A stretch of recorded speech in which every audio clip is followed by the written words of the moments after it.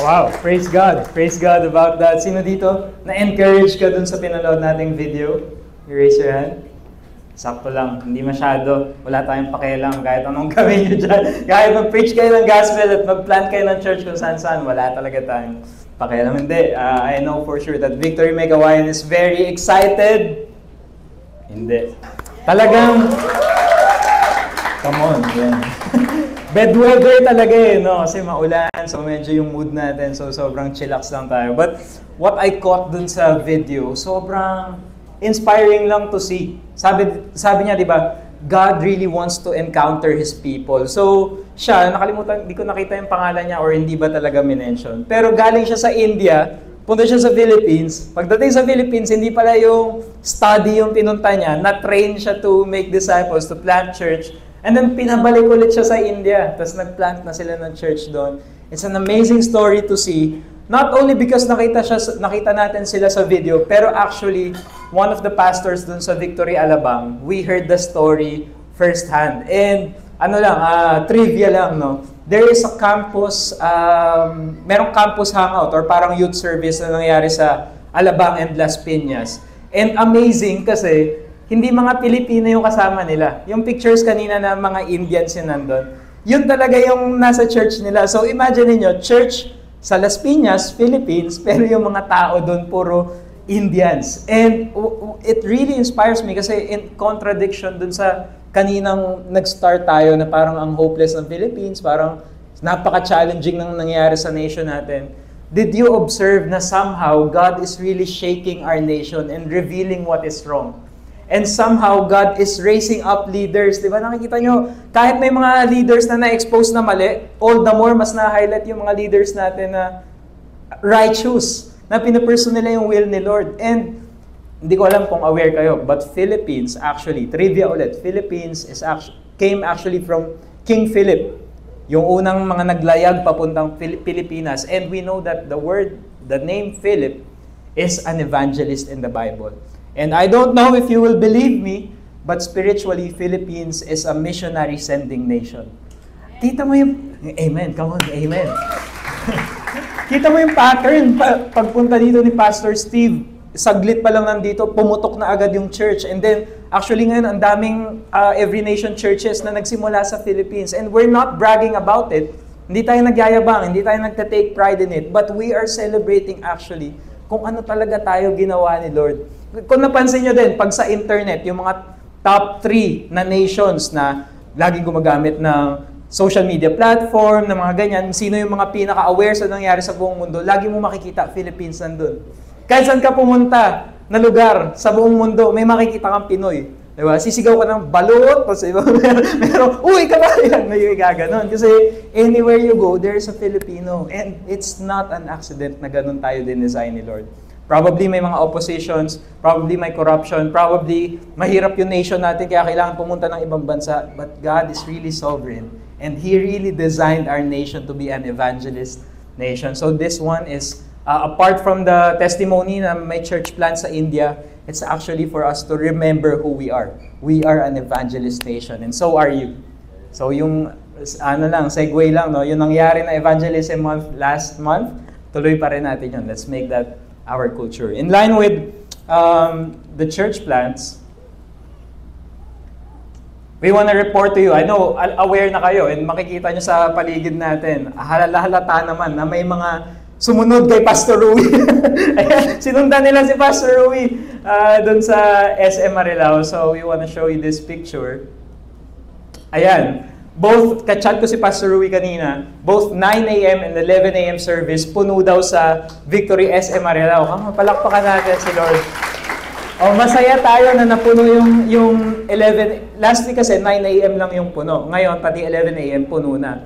Pero, hindi ko alam kung celebrate tayo dahil may mga bagong Christian na pumunta doon. Hindi ko sure kung talagang bagong Christian or yung mga nasa extension seats. Sumunod sila kay Pastor Rui doon. And we don't know, siguro baka mas malapit sila doon or may in-invite silang malapit sa SM Marilao. So, we're just glad. And gusto naman natin to, na mas spacious yung center natin para may time and may place pa rin for discipleship after the service. So, enough with the introduction. We will go straight ahead sa Hebrews 11, 1 to 3, and then we will jump to 11, 32 to 40. Let's all stand up.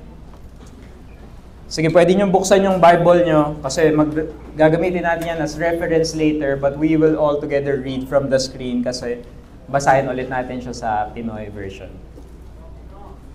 Alright?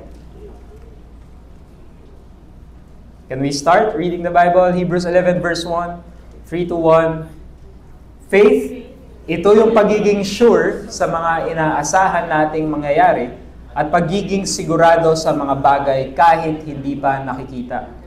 Dahil sa faith ng mga tao noong unang panahon, nasiyahan ang Diyos sa kanila. Dahil din sa faith, kaya alam nating na-create ang mundo gamit ang salita ng Diyos. Kaya kinreate ang mga nakikitang galing sa mga di nakikita. Itutuloy ko pa ba?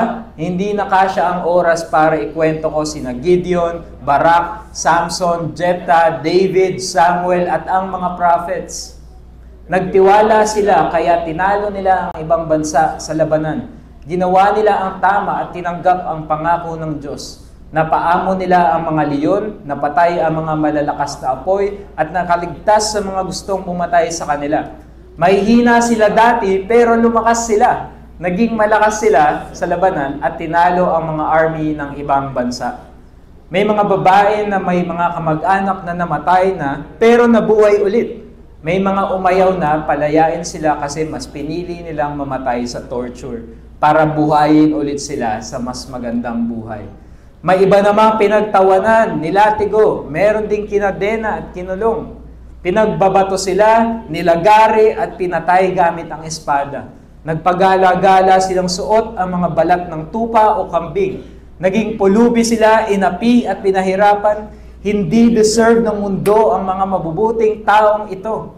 Sila na nagpapagala-gala sa mga desert at sa mga bundok, tumira sa mga kuweba at mga hukay sa ilalim ng lupa. Dahil sa faith nila, nag-iwan silang lahat ng magandang record. Pero hindi nila natanggap ang pinangako ng Diyos. Kasi may mas magandang plano ang Diyos para sa atin at ayaw ng Diyos na ma-reach nila ang goal ng faith nila, ang maging perfect nang hindi tayo kasama. Heavenly Father God, we thank you for your great love to us, your church. Nakasama kami sa plano mo, Lord. Thank you for your grace to send Jesus Christ to save us. And thank you, God, that our faith, though sometimes it weakens, Lord, ikaw yung nagpapalakas ng faith namin. So today, Lord, we come here today as a church, as your people, even individuals, na merong kanya-kanyang struggles, kanya-kanyang challenges, kanya-kanyang journey sa faith, sa discipleship. And Lord, we just wanna open up our hearts to you, the areas where we struggle in our lives. And Lord, just like what we sang earlier, today we just wanna give you our all. The wholeness of our lives, God, we want to surrender to you. So we're excited to study your word. Thank you, God. In Jesus' name we pray. Amen. You may now take your seats. Better life. Hebrews 11, one of the topics or themes ng Hebrews 11 ay better life. Of course, faith, no? Faith talaga yung pinaka-center. But it mentions about a better life. And I know for sure na all of us wants a better life. Sige, dahil alam ko lahat tayo gusto natin better life, magtaas na lang ng kamay kung sino yung ayaw nyo ng better life. Again, yung ayaw nyo ng better life, magtaas ng kamay. O di ba, wala? Ah, meron isa. Of course, every one of us wants a better life. Kung ano yung sitwasyon natin ngayon, kung ano yung position natin sa trabaho ngayon, we want a better position. We want higher salary. Kung ano yung tinitirahan natin ngayon, kung rumirenta tayo, we want a house of our own. We want a better life. If we are studying today, we're thinking about our future, saan tayo magtatrabaho, probably we're thinking about other countries na mas established, mas developed because we want a better life. And honestly, my picture of better life before knowing Christ, ay New Zealand. Ayan. Siguro may mga nakaka-relate dito na gusto nyo rin sa New Zealand. The reason why I want New Zealand, kasi country daw yan ng mga introvert. Okay, mas marami pa daw yung mga baka dyan kaysa sa mga tao. Mas mahal pa daw yung gatas kaysa sa tubig. So may enjoy ni Kim dyan kasi mahilig siya sa gatas. Saka si Enoch pala mahilig din sa gatas. But I really like this place kasi somehow parang siyang heaven-like. Alam niyo yun? Tingnan niyo yung neighborhood nila. Naka-slope down yung mga bahay dun sa bundok. So parang sa akin sobrang peaceful. Tapos konting drive mo lang, konting road trip mo lang. Nasa isang nature park ka na sobrang majestic nung itsura. And hindi lang yun, ang galing din ng nation nila kasi ina-encourage nila na yung work, yung trabaho, ang pasok lang 4 days a week. Tapos yung 3 days pahinga na. So probably habang kinukwento ko meron sa inyo nag-iisip na, iniisip nyo lang sana next week lilipat kayo ng SM Marilao Victory na eh. Kasi nandun si Pastor Rui. Tapos ngayon nabago na, hindi lang pala SM Marilao, New Zealand na yung gusto ko. Kasi yun yung better life. And I'm gonna show you different countries and places. Participate kayo. Raise nyo lang yung kamay nyo if somehow sumagi sa isip nyo na magtrabaho kaya ako dito, tumira kaya ako dito. Okay ba yun? Let's all participate. Okay, so the next country, Canada. Raise your hand if somehow, some way, naisip, okay, may mga gustong pumunta ng Canada. Picturean natin to, mga admins, para pag nag-mission tayo sa Canada, sila na yung padadala natin. We have relatives sa Canada, and ang isa sa mga kinukwento nila ay sobrang ganda ng healthcare system doon. And if you're somebody who wants to work, tapos gusto mo mag-retire someday, Canada is a great place to retire. Kasi okay yung pension, okay yung benefits if you're a citizen there.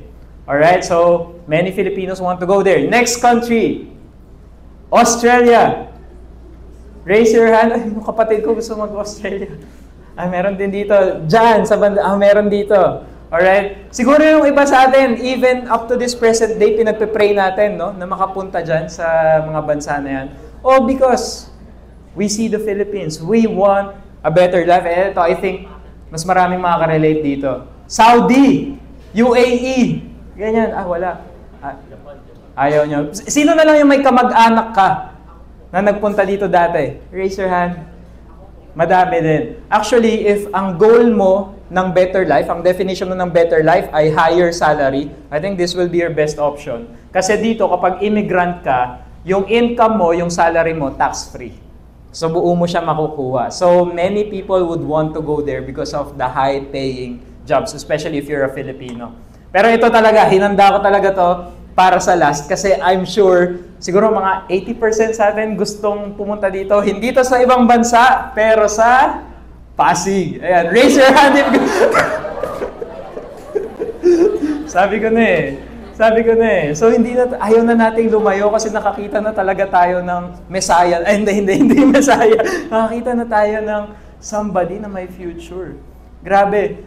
Pasig is the top 4 highest earning city sa Philippines. Even before Vico Soto, ganun na talaga kasi Pasig maraming establishments dyan, maraming companies, maraming businessmen. But in his pamumuno, nakakatipid sila ng 1 billion a year. Hindi ko siya kinakampanya kasi mayor na yun, hindi ko na siya kailangan kampanya, di ba? Pero ang galing kasi nakakatipid sila ng 1 billion a year. Tapos doon nila kinukuha yung pampagawa nila. Napatanong ako, sa may kawayan kaya? Uy, grabe. Uy, wala pa ako sinasabi. Ba't kayo tumatawa? Grabe naman kayo.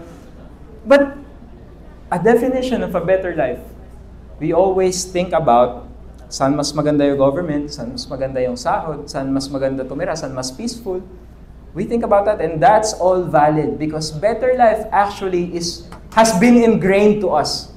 We always want a better life and that's not entirely wrong. Nagiging mali lang kapag sa ibang bagay natin ginagawa, pero when God created us, ang plano ng Diyos sa atin, nung nagkasala tayo, the way He will save us is through the better life that He promised. So even if Christian ka or non-Christian ka, deep inside you, you're always seeking of a better life.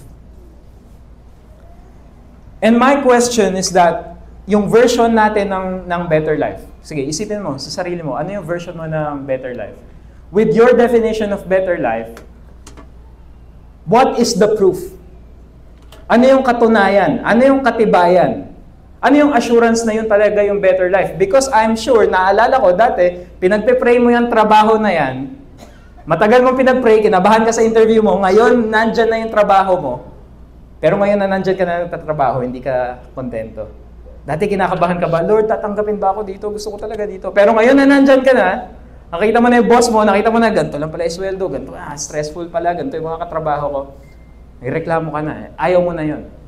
You are already thinking about something that is better than your situation na pinag-pray mo, nakala mo the best, ngayon may iniisip ka na ulit na something better than that. Even your school, probably, para sa mga students, pinag-pray mo ng gusto yung school na yan. Malaki yung tuition dyan, hindi mo alam paano ma-afford ng family nyo, pero nung nakapunta ka na sa school na yun, syempre masaya ka the first few weeks, di ba? Tapos, nung tumatagal-tagal na, kita mo ganun pala yung culture nila, parang nai-insecure ka sa mga kasama mo. So you're already thinking about something that is better than what you currently have, that you have prayed previously before. So, if we are in pursuit, kung gusto natin yung better life at meron tayong mga picture ng better life sa isip natin ngayon, I want to tell you guys na if hindi yung eternal life yung tinitingnan natin, we're probably chasing after our own tail. Paikot-ikot lang tayo sa cycle na nakakapagod. And so my job today is to show you what the better life actually is. And that better life is the better life that is about to come. Yung eternal life.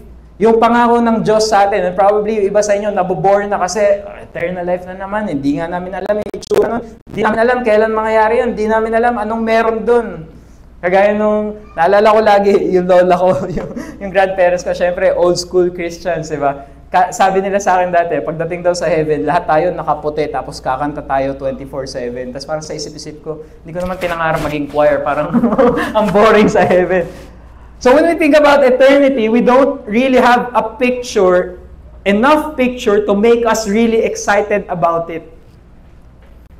And this better life that I want to show you today is actually, kapag naintindihan natin siya, it can actually start today. We can actually start living it out today and stop chasing the world's definition of a better life, and we can be uprooted from that, tas matransfer tayo dito sa bagong definition natin ng better life. What is the proof? The proof is the faith. In Hebrews chapter 1, pwede nyo basahin yung Bibles nyo habang inaaral natin.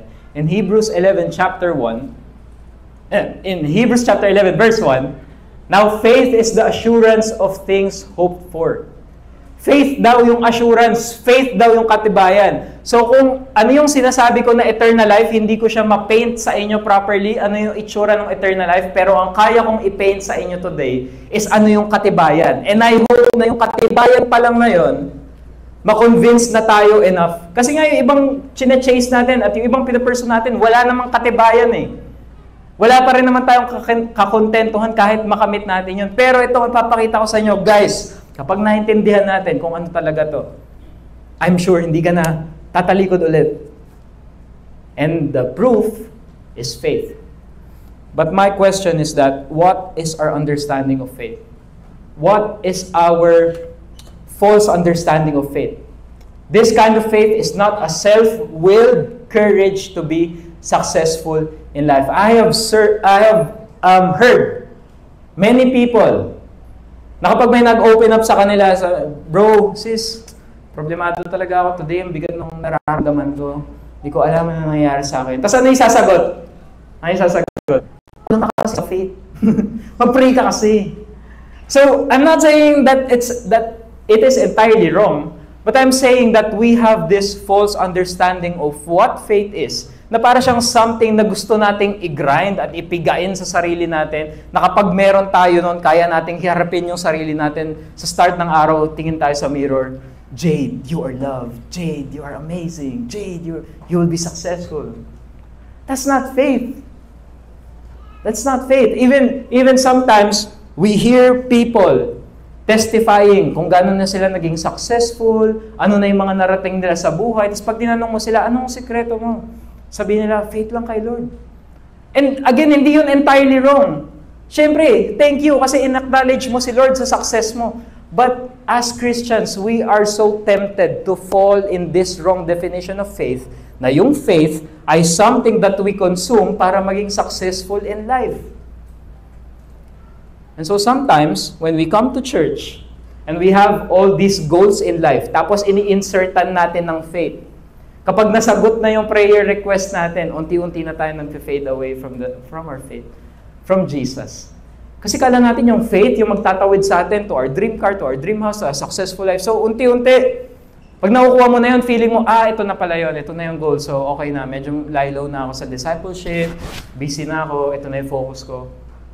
Or kabaliktaran naman, dahil ang understanding natin sa faith ay yung magfu-fuel para makuha natin yung gusto natin kay Lord. Claim ko na to, di ba minsan may gano'n? Claim ko na tong year na taon, claim ko na tong year na to, akin na tong 2025. Parang sa isip-isip ko, pingilin ako, share naman tayo. Paano naman ako? Di ba? Claim ko na to, akin na tong kotse na to, mangyayari sa akin to. Again, guys, I'm not saying na let's not ask from God. I'm not saying that let's stop believing that God is able to do the impossible. But what I'm trying to say is that, sino ba may sabi sa atin nun? Yung Bible ba, yung prayer time ba natin, yung nagsabi sa atin na yun yung bibigay ni God? Paano kung yung mas gustong ibigay ni Jesus sa atin ay generosity? Paano kung yung gustong ibigay sa atin ni Jesus ay yung unquenchable joy? Paano kung yung gustong ibigay sa atin ni Jesus ay yung courage to suffer and to love others more than those material things? Paano kung ganun? And so here we will see that faith, actually, it makes us sure. Faith gives us a taste of what is to come, and faith enables us to keep on going. Despite the failures in life. Despite your disappointments in life. Bakit ka magpapatuloy? Ano yung magiging sure ka? Ano yung natitikman mo? Ano yung foretaste na sinasabi dito? Parang ganito. Example. Isipin nyo, may pinto dito, let's say. May pinto. Ayan. May hamba yung pinto. Para sa mga nandito, para makita nyo yung pinto. Ayan. Anong kulay yung pinto? Brown. Tama. Ang galing nyo naman. May faith talaga kayo. Nakikita nyo, hindi nakikita. So may brown door. Kunwari, ito yung entrance. Ito yung hamba. May doorknob dito. Kunwari, itong front facing. Ay, dito na lang. Okay. Ito yung front facing. Let's say ito. Ang nakalagay dito, entrance to eternal life. Doorknob. Yung faith ay yung hinge. Yung bisagra at yung doorknob. Okay? Tapos pag binuksan mo yung pinto, nasa likod, dun nakalagay yung eternal life. Dun mo makikita yung eternal life. Okay? Nakakasunod tayo? Nakakasunod? So yung faith daw ay yung proseso ng pagbubukas mo, paghawak mo dun sa doorknob. Pagtitiwala mo na kapag binuksan mo yung doorknob, makikita mo yung eternal life. So habang binubuksan mo siya, let's say medyo mabigat yung pinto, ganun yung kingdom ni Lord, malaki yung pinto, napakalaki, mabigat. So habang binubuksan mo siya ngayon, unti-unti nakikita mo yung liwanag, di ba? Unti-unti parang, ang fresh ng hangin, hindi na polluted, hindi na amoy leather sa may kawayan, ganyan, di ba? Unti-unti mo naaamoy yung amoy ng langit, unti-unti mo nakikita yung liwanag ng langit. So as you do that, that is faith. Yung act of holding to that doorknob, act of opening it, that is faith. And then when you practice your faith, when you put your faith to practice, yung experience ng unti-unti mo nakikita yung liwanag, yung unti-unti mong naamoy at nararanasan yung langit, yun yung foretaste. Gets nyo? Gets? Parang hindi pa din. Okay, another one. Ito. This is called a tactile pavement. Inaral ko talaga yan. In some countries, meron yan. Yung parang Lego na nakakita ba kayo sa Philippines yan? Meron ba sa Philippines yan? Parang wala akong makita masyado. In other countries, meron yan. Parang Lego yung texture. Hindi yung parang pag pumunta ka pag bumisita yung pamangkin mo, umaaray kapag naglalakad kasi nakakalat yung Lego niya. Hindi ganon. Ang purpose niyan ay para pag may mga blind people na naglalakad, pag nilakaran nila yon, kahit hindi nila nakikita kung ano yung nilalakaran nila, kahit hindi nila nakikita kung saan sila papunta, hindi nila alam yung itsura ng ospital, hindi nila alam yung itsura ng bus stop, hindi nila alam yung itsura ng city hall, pero may mga ganyan na walkway para kahit hindi nila nakikita, pag nilalakaran nila, na-foretaste nila. Gets? Nararanasan nila, nararamdaman nila na kahit hindi nila nakikita clearly, sure sila na doon sila papunta. The same with us today. Our faith leads us to obeying Christ kahit hindi natin fully nakikita kung ano talaga yung picture ng promise niya. Pero as we do that, our experience of the foretaste of that eternity, yung patikim, yung parang, ito, another example, yung parang alam mo, nababagyo bukas, napanood mo sa Pag-asa weather forecast, nababagyo bukas, so na-excite ka na ngayong gabi kasi, uy, walang pasok, parang sa mga estudyante dyan, uy, nagtitingin na yung mga nasa harap, uy, walang pasok, ganyan. So matutulog ka, mahimbing. Tapos maya-maya maririnig mo na mga 3 a.m. Ang lakas na nung tunog sa bubong nyo. Tapos it confirms na, ito na, umaambon na. Ang pangako ng Diyos, ito na. Wala na talaga may pasok bukas. So anong gagawin mo? Papatayin mo na yung alarm mo. Papatayin mo na yung 4:30, 4:35, 4:40, 4:45. Ba't ba ganun tayo mag-alarm na? Sunod-sunod at di na lang tayo gumising kasi. But that is faith. Hindi pa natin fully nakikita, pero nararamdaman natin somehow as we obey, as we walk in it. And ano ba yun? Ano ba yung pinapatunayan ng faith natin? Ito daw yung things hoped for. Ito yung sinasabi ng mga tatay natin na, anak, gusto kita bigyan ng magandang kinabukasan. Ito yung things hoped for, magandang kinabukasan. Magandang kinabukasan, and it's beyond what our minds can picture right now.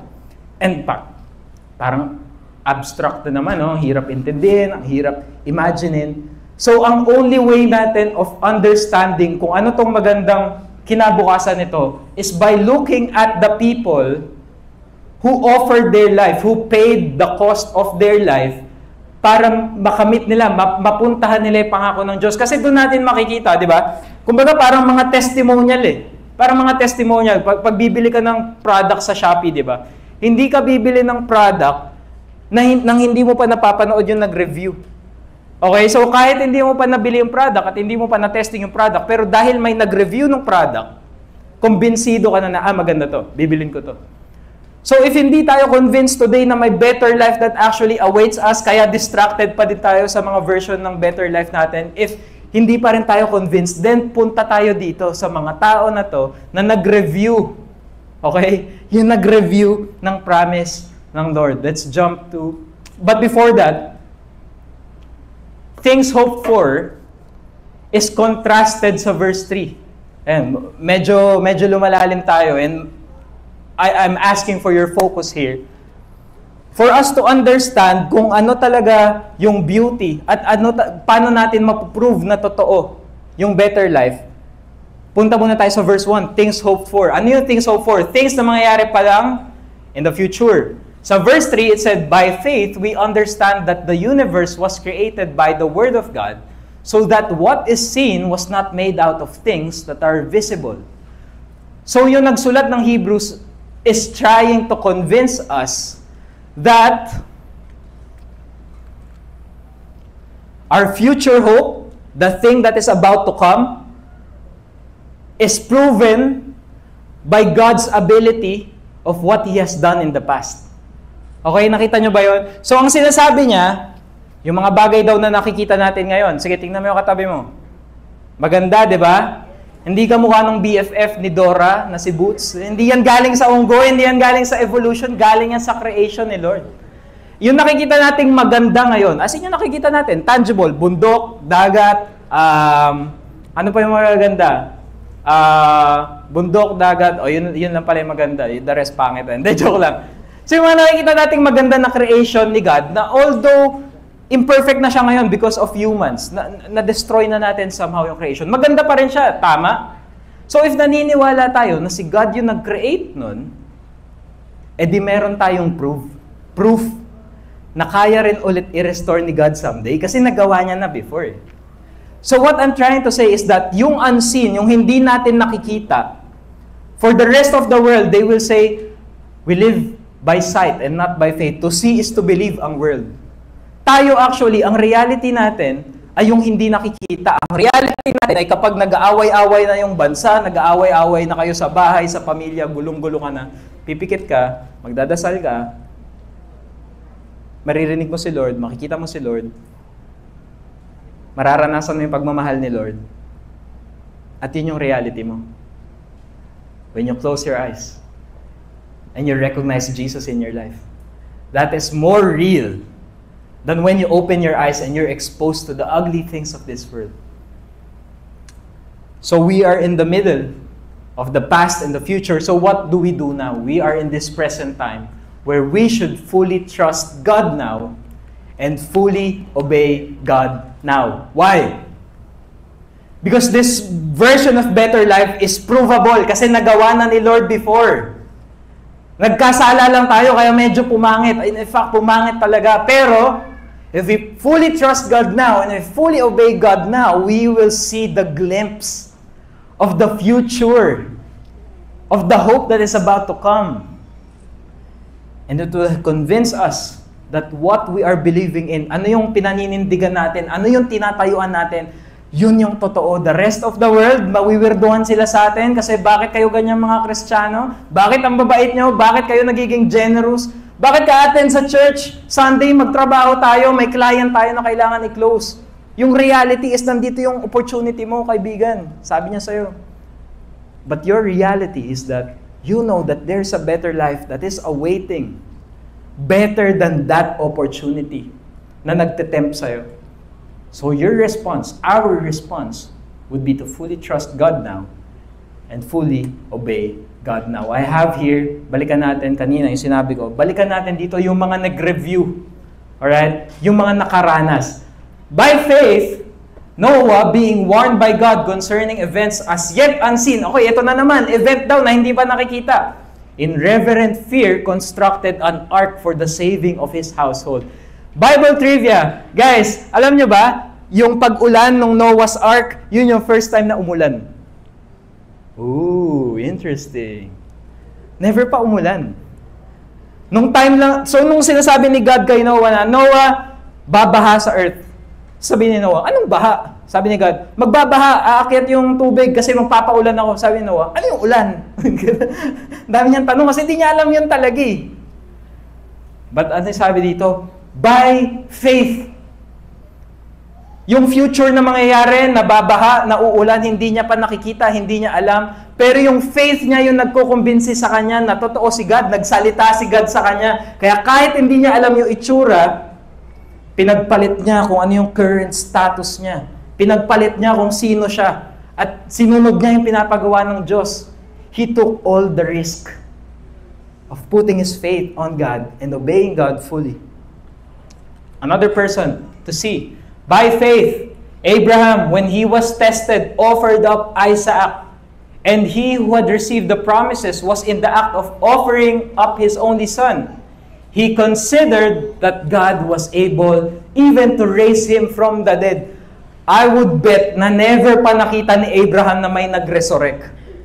Pero for some reason, okay lang sa kanya na i-sacrifice yung anak niya. Kasi kahit hindi niya alam kung paano, hindi niya alam kailan, naniniwala siya at kumbinsido siya na kayang buhayin ulit ni Lord yung anak niya. Kasi nakita niya yung asawa niya, barren, matanda na, siya din matanda na. Pero nakita niya that God was able to produce a life through them. And so he just knows. Sabi niya, Lord, alam ko, in some way you will resurrect my son. And true enough, his son did not die. Last is Moses. But if you want to go through all the people who reviewed, okay, who reviewed the promise, basahin niyo yung buong chapter 11. Tinatawag yan ng marami na Hall of Faith kasi nandyan yung mga sineselebrate nating notable characters in the Bible who exemplified faith. But for the sake of time, this is our last picture of faith. By faith, Moses, when he was grown up, refused to be called the son of Pharaoh's daughter, choosing rather to be mistreated with the people of God than to enjoy the fleeting pleasures of sin. He considered the reproach of Christ greater wealth than the treasure of Egypt. For, sabay-sabay tayo, can we read it all together? He was looking to the reward. Si Moses, guys, pinangakuan na siya. Nakatira na siya sa Canada. Okay? Merong retirement plan na si Moses. Pero ano sabi doon? He refused. He refused that citizenship kasi alam niya na Israelite siya at may plano ang Diyos sa kanya. So ano yung sabi dito? Choosing rather to be mistreated Mas pinili niyang mamistreat siya. Okay, nandyan na yung mga blessing. Andyan na yung picture natin ng better life. Nasa harap na ni Moses. But he chose to be mistreated.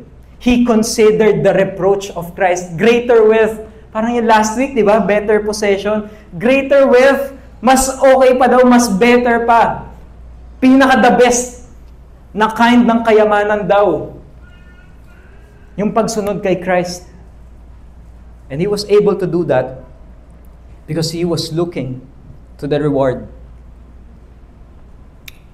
What can we observe from here is that notable characters in the Bible experienced God's provision. Si Noah, si Abraham, si Moses, lahat yan, mga naging successful yan sa Bible. Nakaranas sila ng provision ni God. Pinapabaunan yan ni God ng maraming poultry supplies, may mga goat sila, may mga chicken sila. Marami silang kabuhayan as they went along, as they followed God. But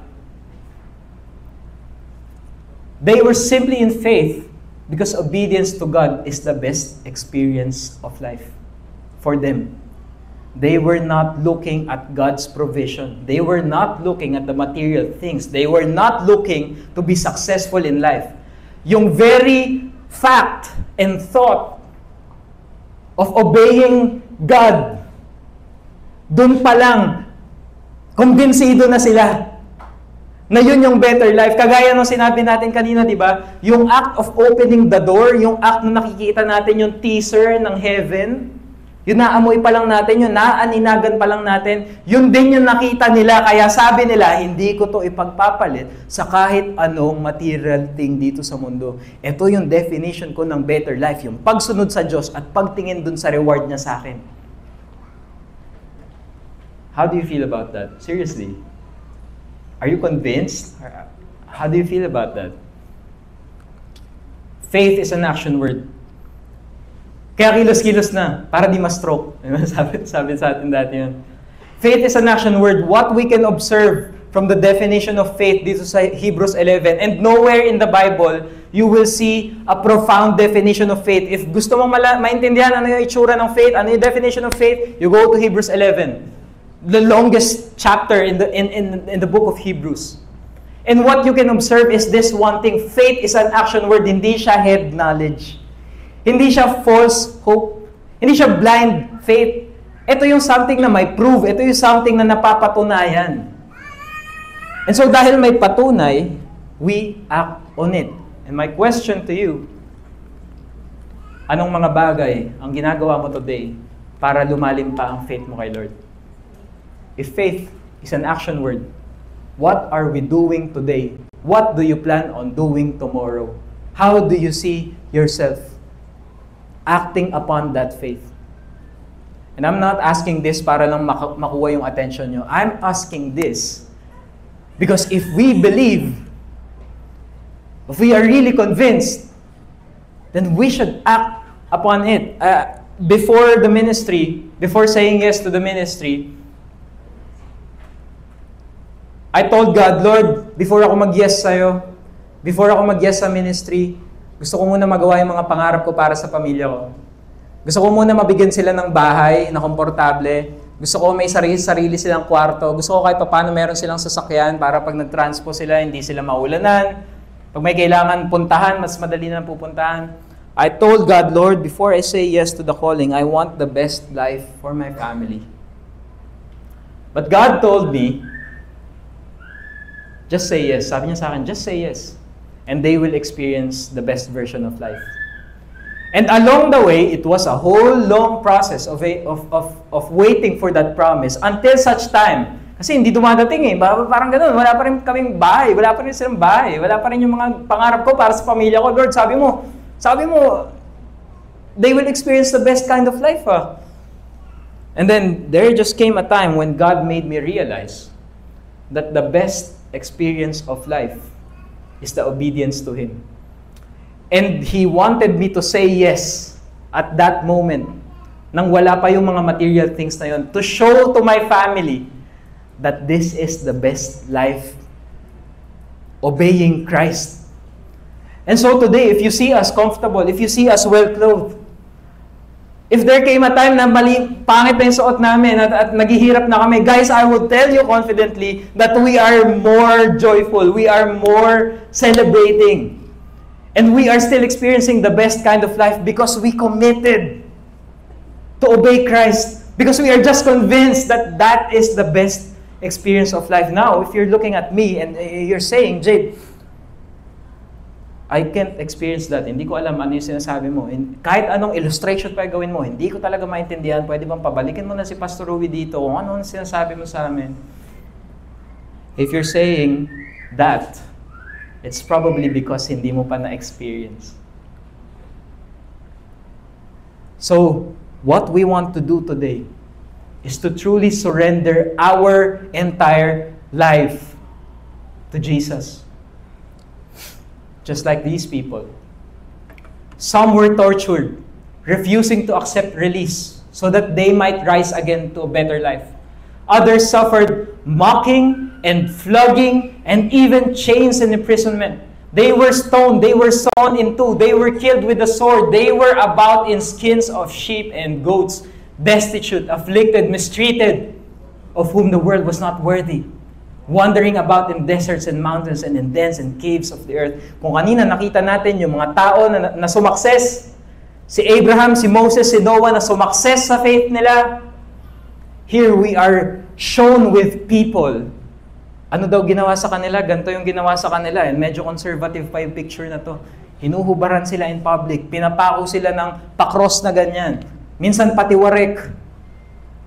Sa Pinoy version na binasa natin kanina, nilalagari sila sa kalahati. Yung isang side ng faith, kapag nag-obey ka kay Christ, may favor, mararanasan mo yung provision niya. May comfort pa din somehow. Pero yung other side of faith, ito yung itsura. Entire suffering, death, discomfort, shame. Walang bahay, walang kotse, sa cave nakatira, pagala-gala, walang damit, walang saplot. Pero ano yung sabi? Ano yung sabi dito? Sabi dito, some were tortured, refusing to accept release. Siguro yung iba sa kanila, sobrang na-torture na, wala nang matira sa laman nila, hindi na sila makilala, konti na lang, isang pitik na lang, isang ubo na lang, bibigay na, papalayain na sila. Sige, bahala ka na, hindi mo na mapipreach si Jesus. Wala, imamamatay ka na eh. Pinapalaya na sila. Pero ano yung ginawa nila? They refused. What? Tinanggihan nilang mapalaya kasi alam nila na kapag pinanindigan nila yung faith nila, yun yung way nila to a better life. So, nasaan kang spectrum ng faith na yun today? Nasa side ng faith ka ba ngayon na dahil nag-obey ka kay Christ, somehow, nare-receive mo na yung mga comfort niya at convenience ng life? Nabe-bless ka ba kasi sumusunod ka kay Christ? Or nandun ka sa side ng faith mo ngayon na marami ka pa rin unanswered prayers, marami ka pa rin mga desires na wala, marami pa rin nang judge sa'yo. Nasa ang spectrum ka man ng faith na yon, ang importante ay tumitingin tayo dun sa reward. Just like these people, again, I would tell you, I cannot paint a clear picture of what heaven, what eternity looks like to you, but I can show you numerous people who died for the sake of this. So isipin nyo ngayon, ikaw ba, pag pumunta ka sa ibang bansa, kasi yun yung better life mo, di ba pag naggera na doon, uuwi ka na? Kasi hindi mo ipagpapalit yung buhay mo eh, para dun sa better life na definition na yun. Di ba? Pero ito, napaparusahan na sila, papatayin na sila, sinabi pa nila, o sige, patayin mo na ako.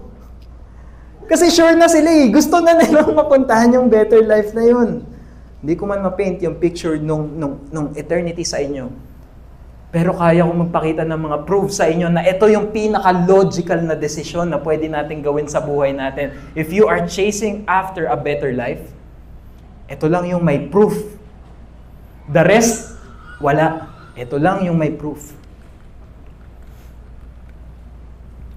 I don't know if you can see it clearly. Medyo maliit yung text. But this is the statistics.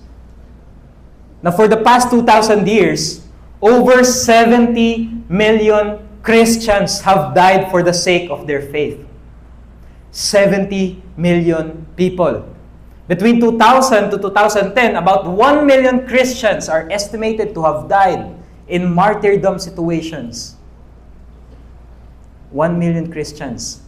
10-year span, 1 million Christians have died. 5,000 Christians killed for faith-related reasons in 2023. Ito, medyo mas malapit, 2023. 5,000 Christians. Guys, anong religion? Anong kind of faith? Anong kind of business? Anong kind of a better life? Yung merong ganito karaming tao, yung willing mamatay para sa faith nila. Wala. Ito lang. Kasi ito lang yung may kasiguraduhan. Yes, hindi natin nakikita, pero nararanasan natin unti-unti as we walk in obedience.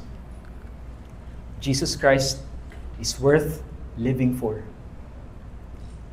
So our definition of better life today is a life entirely lived for Jesus Christ. Jesus Christ is worth dying for. Because this life cannot be compared to the life that awaits us when we finally meet our Jesus Christ, our beautiful Savior. We're going to end with this verse. And I'm going to invite the music team to help us worship. In all these, though commended through their faith, did not receive what was promised. Medyo confusing. Parang isipin natin, bakit? In faith naman sila. Bakit sabi dito, they did not receive the promise? And then continuing, verse 40, since God had provided something better for us, that apart from us, they should not be made perfect. Guys, we will end with this. Listen carefully. Hindi sinasabi dito na hindi faithful si God, kaya hindi niya ginawa yung promise. Ang sinasabi lang dito basically, hinihintay pa tayo ng Diyos. Pwede namang hindi. Di ba? Pwede namang, okay, kota na ako, sabi ni God, okay, kota na ako, patay na si Abraham, si Noah, si Moses, patay na sila Daniel, patay na sila Peter, sila Paul, patay na yung mga naging in faith talaga, yung mga mabubuting tao na sumunod talaga sa akin, patay na sila, sasaraduhin ko na yung heaven, sila lang ang kailangan ko. Kasi sabi ni God, yung mga taga-Victory may gawa yan, nag-evangelism month lang, isang beses lang, tapos after nun, wala, kanya-kanya na ulit. Sabi ni God, okay na ako dito. Pwedeng sabihin ni God yun eh. But no. He's looking at you today. He's waiting for you. He's waiting on what are you gonna do with your faith. He's waiting for you to live out the better life that He's convincing you about today. He's waiting for you to fully surrender your life. And once and for all, truly live your life. Once and for all, truly live your life for Jesus. And I just can't wait for that day. December is almost approaching. After a year long of working, we're gonna meet our family, reunion. We're gonna eat food, we're gonna celebrate. We're gonna play games, sharing of stories, a lot of laughters, a lot of love, a lot of kisses and hugs. But the better life that awaits us is more than a December celebration, more than a December reunion. The eternity that awaits us is an eternity of reunion with God and with His family that is waiting for you. Close your eyes. Just for a short while, think about the areas in your life na kailangan mo pang isurrender kay Christ. Think about those areas in your life na wini-withhold mo pa, hindi mo pa maibigay kay Christ. Ano ba yan? Yung business ba yan na may konting illegal? Ano yan? Yan ba yung discipleship? Hindi ka makapag-commit sa discipleship? Ayaw mo na discipleship? Ano ba yan? Pag-preach ba yan ng gospel sa family mo? Pag-preach ba yan ng gospel sa office mo? Pag-let go ba yan sa mga pangarap mo? Whatever that is that you're thinking about right now, God sees them. And as an act of faith, I want you to stand up. Stand up. the best way that we can do right now to respond in faith and to surrender our life to Christ is to worship Him. And to some of us, you have never experienced raising up your hands in worship. But when you raise your hand during worship, it's a sign that you're surrendering everything to Christ. So I want everybody, before we worship, I want everybody, if you want to surrender your whole life to Christ today, and you want to embrace the better life that He promised you, can you raise both of your hands? Heavenly Father God, as a church, even myself, Lord, I raise my hands. We raise our hands as an act of surrender to you. Lord, yung definition namin ng buhay na maganda, hindi pala totoo, hindi napapatunayan, pero yung definition mo ng better life, yun lang yung may proof, Lord. And we want to be part of that. Gusto namin maging kasama dun sa mga nagpapatunay nun na totoo tong better life na to. So Lord, we just want to worship you and sing the best of our hearts today.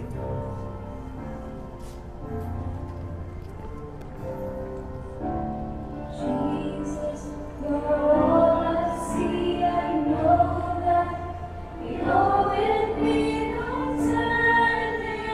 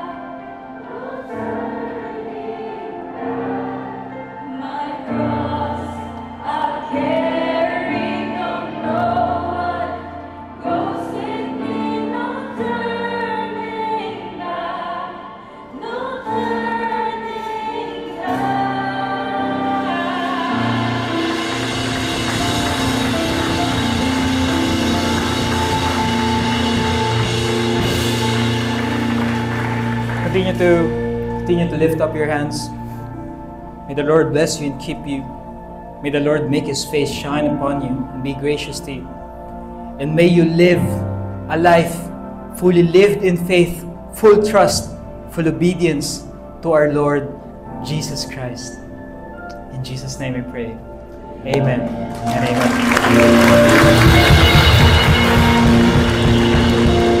Before we go, okay, excited na tayo masyado i-live yung new life natin. Before